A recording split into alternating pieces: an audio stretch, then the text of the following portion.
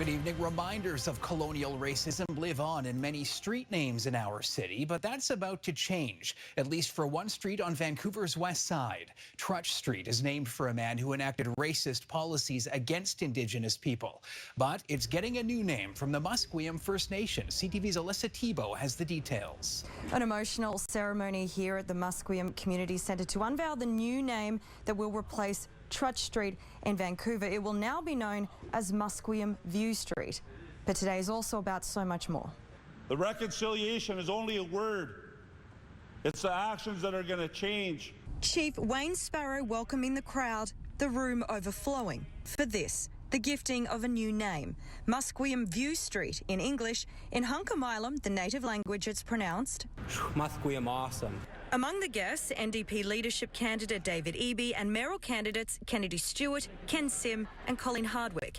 As is tradition for Musqueam ceremonies, official witnesses came forward one by one, presented with family quarters. Today, they say, is about healing and remembering.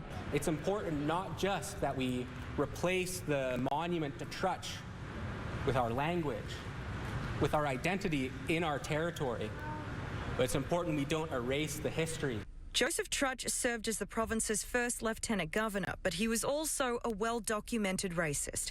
In a letter to the Prime Minister, he once described Indigenous people in BC as, quote, utter savages living along the coast. He also reduced the size of Indian reserves by as much as 91%.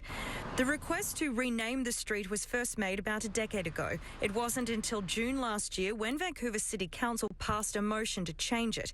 Last month, someone taped over the C on all signs so they read truth instead.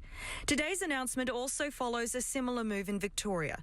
In June, Trutch Street on Lekwungen land was renamed Sayid Street. The name means truth. City officials tell me this is the first step in the process. From here, the physical street signs will need to be changed and all the addresses along the street will need to be updated. But there's no timeline for when that will happen.